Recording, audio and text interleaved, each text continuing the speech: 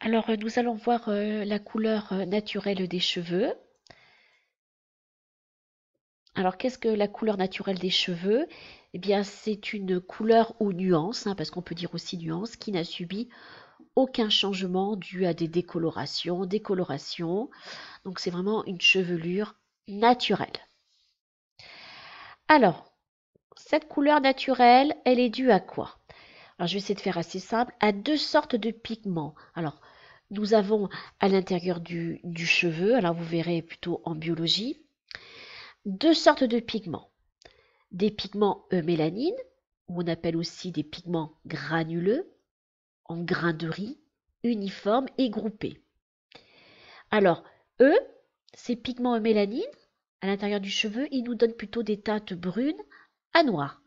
Donc, celles qui sont vraiment brunes et noires, elles ont beaucoup de pigments eumélanine. Ensuite, nous avons des pigments phaéomélanine, donc on dit plutôt des pigments diffus. Alors, ils sont partiellement ovales, ils sont plus petits et plus éparpillés. Donc, eux, ils vont nous donner des teintes plus claires, allant du blond au roux. Alors, dans le groupe en atelier, tout le monde a essayé de chercher sa couleur naturelle pour celles qui avaient les cheveux naturels. Et ces couleurs naturelles, elles sont classées sur une échelle des tons. Voilà.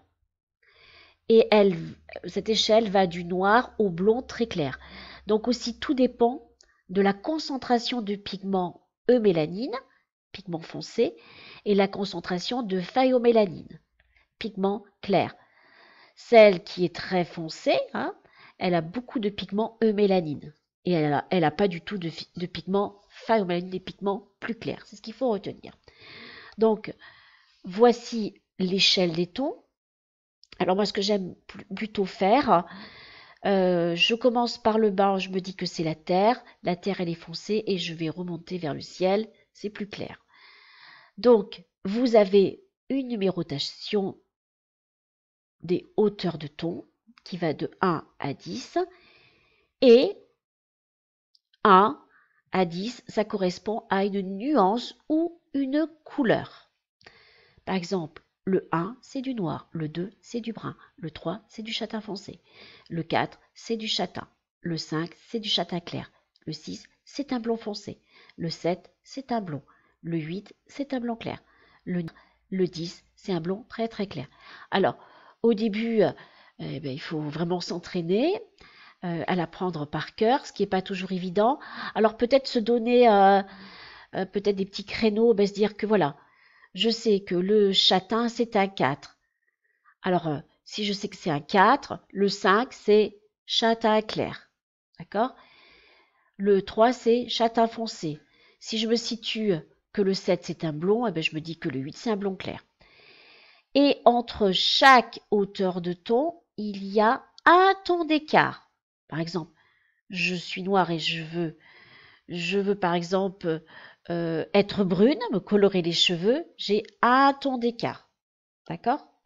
Si par exemple je suis châtain foncé qui est à la hauteur d'un 3 et je veux un matin changer de look et je veux être à la hauteur d'un 7, 7 moins 3, ça fait 4 tons d'écart. Mais ça, on le verra un petit peu plus tard. Voilà. Donc ça, c'est une numérotation qui est vraiment importante de la hauteur de ton. Hauteur de ton de la nuance ou couleur naturelle. Alors, dans les couleurs naturelles, les élèves ont pu constater que certaines, elles ont des reflets dans leurs cheveux. Ça apporte un peu plus de luminosité. Alors, celles qui sont très claires, très blondes, on voit des fois des petits enfants qui ont les cheveux très clairs, ils peuvent avoir des reflets cendrés. Voilà, cendré, c'est bleuté. Alors, évidemment, c'est pas un bleu marqué, attention. On peut avoir des reflets dorés. Voilà. Alors, ça peut être aussi doré parce qu'on a été au bord de mer, on est blonde et le soleil les a éclaircis. On peut avoir des reflets naturels cuivrés. Voilà. Donc ça, c'est vraiment les 3 reflets naturels qu'il faut retenir. Ensuite, ce qu'il faut aussi retenir, c'est que finalement, nos cheveux, ils sont marrons. On a tous des cheveux marrons. Des cheveux marron foncé pour celles qui sont noires, brunes, châtain foncé. Des marrons moyens, voilà, celles qui sont un petit peu plus claires. Des marrons clairs et des marrons très clairs. Donc, ce qu'il faut retenir, c'est dans nos pigments eumélanine, les pigments foncés et les pigments clairs, les phaomélanines, on a 3 sortes de pigments. On a du jaune, les phaomélanines, qui vont donner des couleurs claires. On a du bleu et du rouge, qui vont nous donner des couleurs foncées.